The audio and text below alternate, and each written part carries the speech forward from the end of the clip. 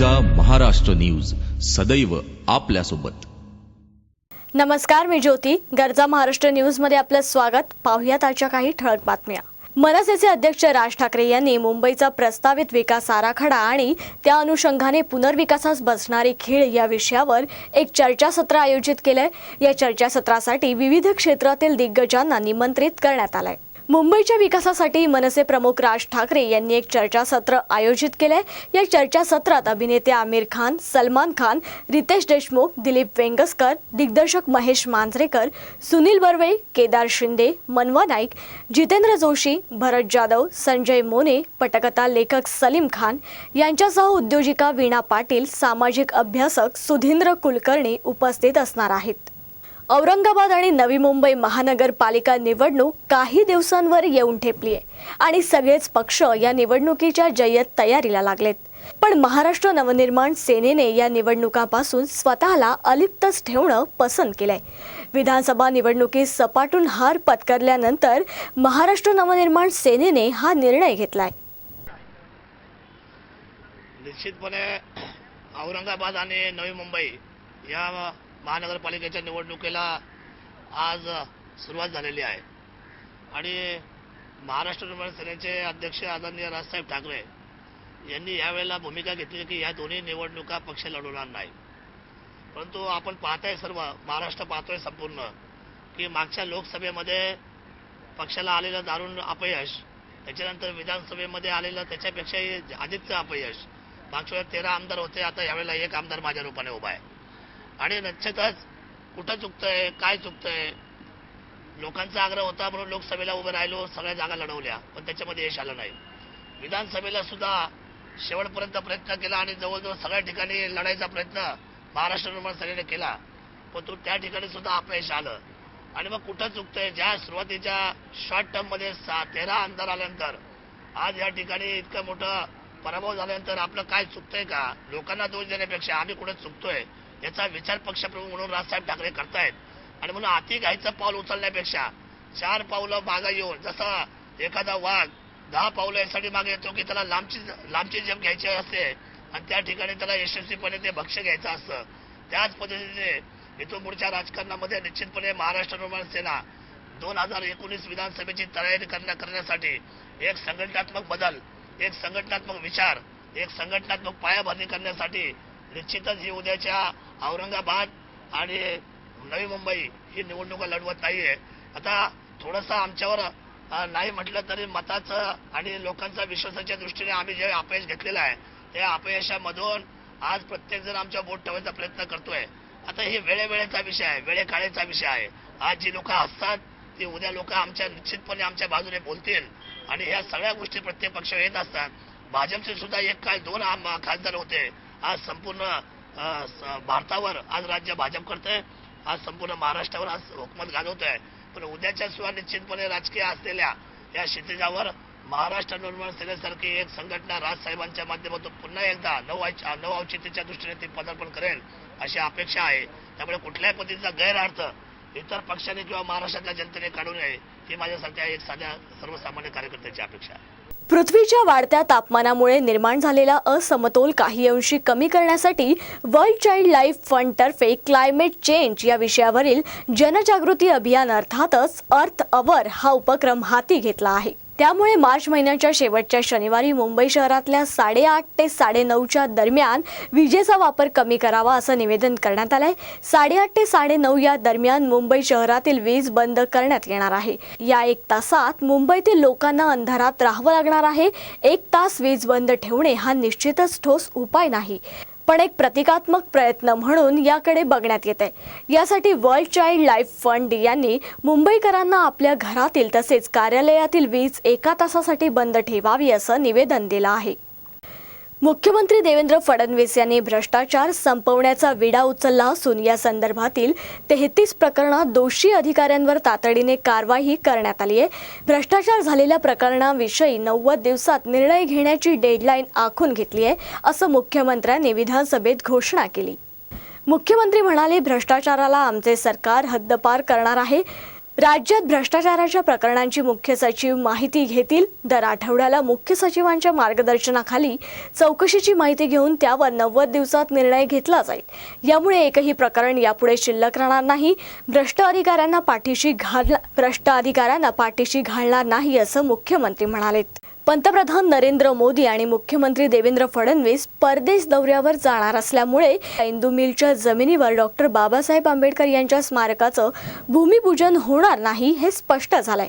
Republican पक्षाचे अध्यक्ष खासदार रामदास आठवले यांनी शुक्रवारी पत्रकार परिषदेत ही माहिती दिली आहे. इंदू मिलच्या जमिनीवर आंबेडकर स्मारक उभारण्याबाबत टाळाटाळ केली जात आहे. या विरोधात काही महिन्यांपूर्वी रिपब्लिकन पक्षाच्या वतीने चैत्यभूमी ते इंदू मिल असा मोर्चा काढण्यात आला होता. या मोर्चाला सरकारच्या वतीने शिक्षण मंत्री विनोद तावडे सामोरे गेले होते. त्यावेळी काही झाले तरी येत्या 14 एप्रिलला आंबेडकरांच्या स्मारकाचं भूमिपूजन करण्यात येईल अशी घोषणा तावडे यांनी केली होती. परंतु पुढे त्याबाबत काहीच हालचाली झाल्या नाहीत. विधान भवनात शुक्रवारी रामदास आठवले आणि अविनाश महातेकर यांनी मुख्यमंत्री फडणवीस यांची भेट घेऊन स्मारकाबाबत काय प्रगती आहे याची विचारणा केली. यावर पंतप्रधान आणि आपण स्वतः परदेश दौऱ्यावर जाणार असल्यामुळे 14 एप्रिलला स्मारकाचं भूमिपूजन करता येणार नाही असं मुख्यमंत्र्यांनी स्पष्ट केलंय. रिपब्लिकन पार्टी ऑफ इंडियाचे एक शिष्टमंडळ आज मुख्यमंत्री देवेंद्र फडणवीस यांना भेटलं आणि त्यांच्याकडे आम्ही एक निवेदन दिलेलं आहे आणि त्याच्यामध्ये मागणी केलेली आहे की इंदू मिलच्या 12.5 एकर जमिनीवर टेक्स्टाईल मिनिस्ट्रीची ताबडतोब परवानगी घेऊन 14 एप्रिलला बाबासाहेब आंबेडकरांचा जयंती दिवस आहे, जन्मदिवस आहे आणि पूर्वी सरकारने दिलेल्या आश्वासनाप्रमाणे 14 एप्रिलला भूमिपूजन करण्यात यावं प्रधानमंत्र्यांच्या हस्ते. अशा पद्धतीचा आग्रह आज मुख्यमंत्र्यांकडे मी धरला होता.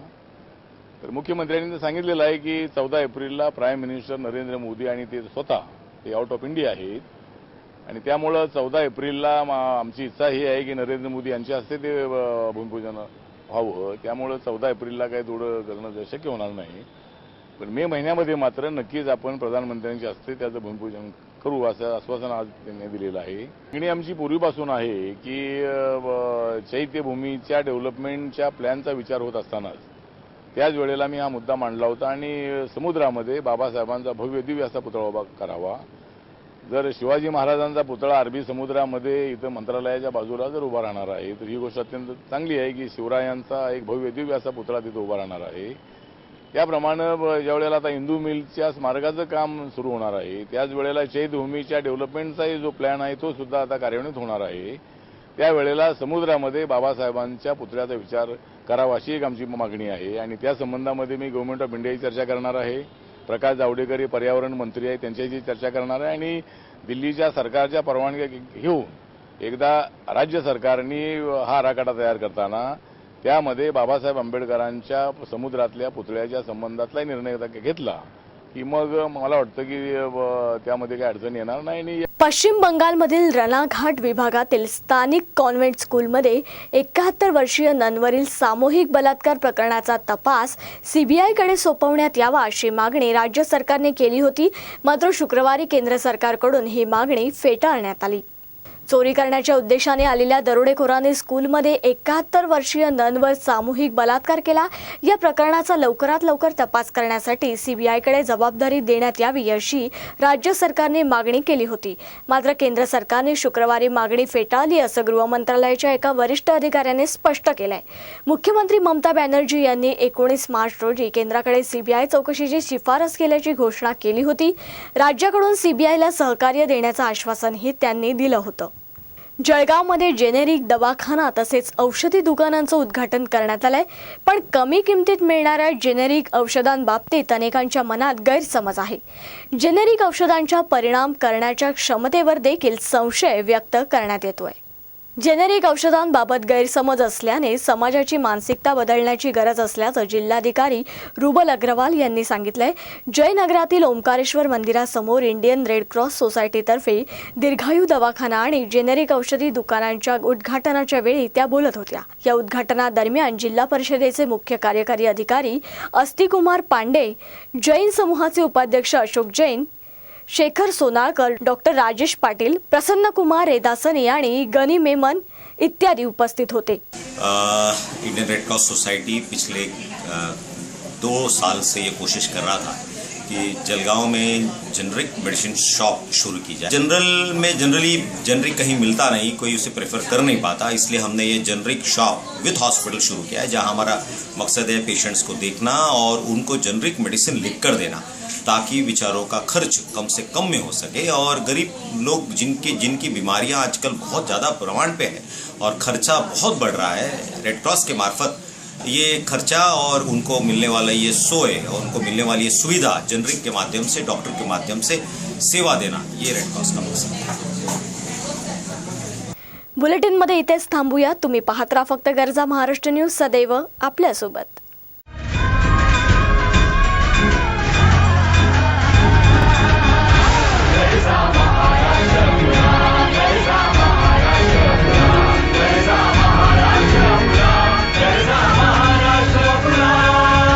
गरजा महाराष्ट्र न्यूज, सदैव आपल्यासोबत।